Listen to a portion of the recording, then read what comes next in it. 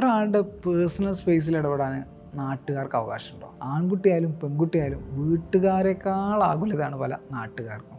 അവരിവിടെ എന്തിന് ആരുടെ കൂടെ പോകുന്നു എന്നെല്ലാം ഇങ്ങനെ അറിയാനുള്ള വല്ലാത്തൊരു ത്വരയാണ്. നമ്മൾ കരുതുന്നതെല്ലാം സ്നേഹവും ആത്മാർത്ഥതയും കൊണ്ടാണെന്നാ, ഒരിക്കലും അല്ല.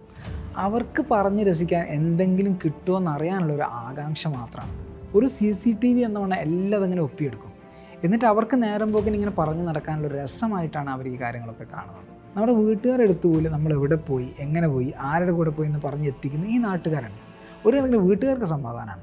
കാരണം അവർ ജോലി തിരക്കുണ്ടെങ്കിലും അവരെ ബാക്കി കാര്യങ്ങൾക്കിടയിൽ നമ്മളെ ശ്രദ്ധിക്കാതെ പോയാലും നമ്മളെ ശ്രദ്ധിക്കാൻ ഒരാളുണ്ടല്ലോ.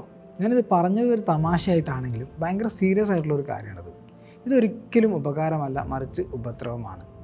ഒരാളുടെ ജീവിതത്തിൽ ഇങ്ങനെ കടന്നു കയറുക, അവർ അനുവാദമില്ലാതെ ആവശ്യമില്ലാതെ കടന്നു കയറുക എന്നുള്ളതും ആവശ്യമില്ലാത്ത കാര്യങ്ങൾ ഇടപെടുക എന്നുള്ളതും ഒരിക്കലും ഒരു മനുഷ്യൻ ചെയ്യാൻ പാടില്ലാത്ത കാര്യമാണ്. മറിച്ച് ഒരു സിറ്റുവേഷനിൽ ഒരാൾക്ക് ആവശ്യമുള്ള സഹായം എന്താണോ അത് ചെയ്യാനാണ് ഒരാൾ ശ്രമിക്കേണ്ടത്. ഒരിക്കലും നിങ്ങളുടെ നേരം പോക്കിനായിട്ട് മറ്റൊരാളുടെ ജീവിതം വെച്ച് കളിക്കാതിരിക്കുക.